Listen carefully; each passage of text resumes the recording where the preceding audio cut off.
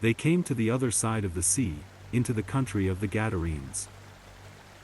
When he had come out of the boat, immediately a man with an unclean spirit met him out of the tombs. He lived in the tombs. Nobody could bind him any more, not even with chains, because he had been often bound with fetters and chains, and the chains had been torn apart by him, and the fetters broken in pieces. Nobody had the strength to tame him.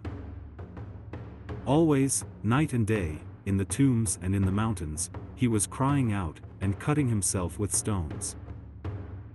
When he saw Jesus from afar, he ran and bowed down to him, and crying out with a loud voice, he said, "What have I to do with you, Jesus, you Son of the Most High God?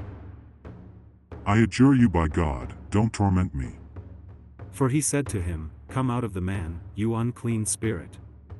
He asked him, "What is your name?"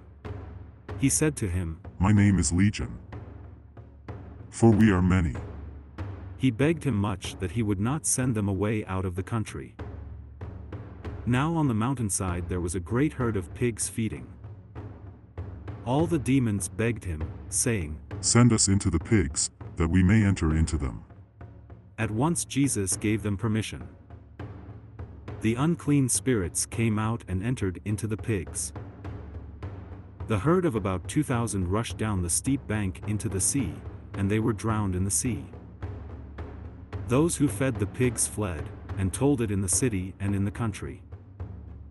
The people came to see what it was that had happened. They came to Jesus, and saw him who had been possessed by demons sitting, clothed, and in his right mind, even him who had the legion, and they were afraid. Those who saw it declared to them what happened to him who was possessed by demons, and about the pigs. They began to beg him to depart from their region. As he was entering into the boat, he who had been possessed by demons begged him that he might be with him. He didn't allow him, but said to him, "Go to your house, to your friends, and tell them what great things the Lord has done for you and how he had mercy on you." He went his way, and began to proclaim in Decapolis how Jesus had done great things for him, and everyone marveled. When Jesus had crossed back over in the boat to the other side, a great multitude was gathered to him, and he was by the sea. Behold, one of the rulers of the synagogue, Jairus by name, came, and seeing him, he fell at his feet and begged him much, saying, "My little daughter is at the point of death. Please come and lay your hands on her, that she may be made healthy, and live." He went with him, and a great multitude followed him, and they pressed upon him on all sides. A certain woman who had a discharge of blood for 12 years, and had suffered many things by many physicians, and had spent all that she had, and was no better, but rather grew worse, having heard the things concerning Jesus, came up behind him in the crowd and touched his clothes. For she said, "If I just touch his clothes, I will be made well." Immediately the flow of her blood was dried up, and she felt in her body that she was healed of her affliction. Immediately Jesus, perceiving in himself that the power had gone out from him, turned around in the crowd and asked, "Who touched my clothes?" His disciples said to him, "You see the multitude pressing against you, and you say, 'Who touched me?'"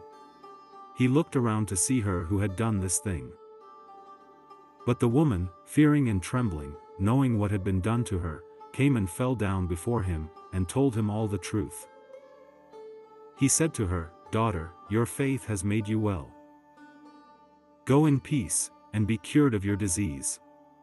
While he was still speaking, people came from the synagogue ruler's house, saying, "Your daughter is dead. Why bother the teacher any more?" But Jesus, when he heard the message spoken, immediately said to the ruler of the synagogue, "Don't be afraid. Only believe." He allowed no one to follow him except Peter, James, and John the brother of James. He came to the synagogue ruler's house, and he saw an uproar, weeping, and great wailing. When he had entered in, he said to them, "Why do you make an uproar and weep? The child is not dead, but is asleep." They ridiculed him. But he, having put them all out, took the father of the child, her mother, and those who were with him, and went in where the child was lying.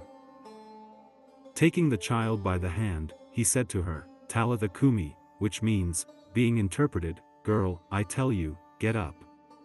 Immediately the girl rose up and walked, for she was 12 years old. They were amazed with great amazement. He strictly ordered them that no one should know this, and commanded that something should be given to her to eat.